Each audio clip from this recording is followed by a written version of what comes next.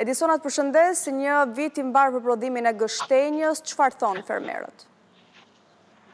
Përshëndetje Kassandra, fermerët e qarkut e Elbasanit, të cilët zakonisht merren me kultivimin e gështenjës, duket se këtë vit janë shumë të kënaqur pasi tregu ka qenë i sigurt që në fillim të sezonit dhe po ashtu janë shumë të kënaqur me çmimin me shumicë të cilin po e nxjerrin këtë vit në treg, pasi çmimi varion nga 100 deri në 130 lekë sa i takon kilogramit për pikat e grumbullimit, por gjithashtu edhe për bizneset të cilat furnizohen direkt nga fermerët e Elbasanit. I vetmi shqetësim i fermerëve për këtë sezon ka qenë rendimenti, për shkak se vera që lampas ishte shumë e nxehtë dhe pati mungesë të theksuar të rreshjeve të shiut, kjo ndikoi drejt për së drejti edhe tek prodhimi i gështenjës. Dhe ky ka mbetur i vetmi shqetësim i fermerëve, të cilët nuk kanë mundur që të plotësojnë të gjitha kërkesat e tregut për këtë lloj produkti kaq të dashur për të gjithë shqiptarët. Zonat e Elbasanit, të cilat njihen më së tepërmi për kultivimin e gështenjës, janë kryesisht zonat malore, siç është Labinot Mal, fshati Gurizi, fshati Seric dhe gjithashtu fshati Lamol.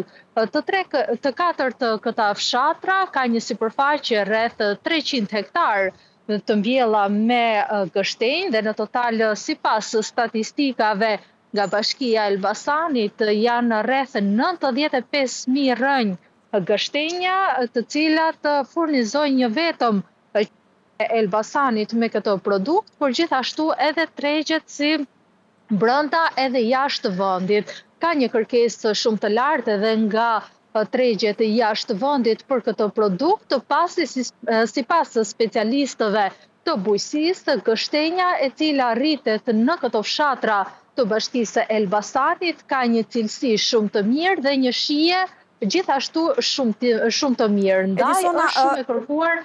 Po, për pjesën e eksportit ka folur edhe grumbulluesi Rakip Pisha, ndjekim se çfarë ka thënë ai.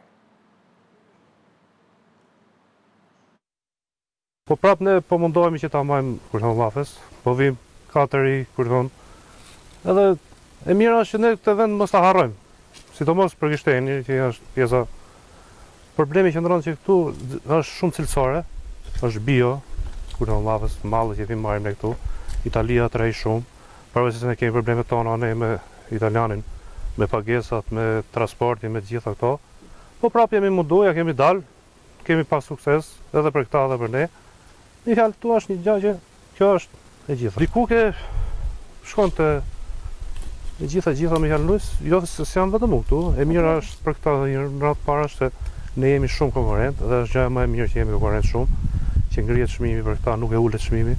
Sa ashtu që ka mirë, rrim dy veta ne dhe vend çmimin sipas shefit, edhe ta marrë shumë mirë konkurrenca, që të ngrihet çmimi që këta të marrin në lek, që të vinë të kthehet rinia këtu. Zona shumë familje në Elbasan, ekonominë e tyre e bazojnë tek kultivimi i gështenjës apo jo? Po, Kassandra, duke qenë se një pjesë e mirë e fshatrave të Elbasanit ndodhe në zona malore, ku është thuajse e pamundur për shkaqe atmosferike që të kultivohen kulturat të tjera bujqësore, shumë prej tyre kanë zgjedhur që të fokusohen ose te kultivimi i gështenjës ose te kultivimi i ullirit.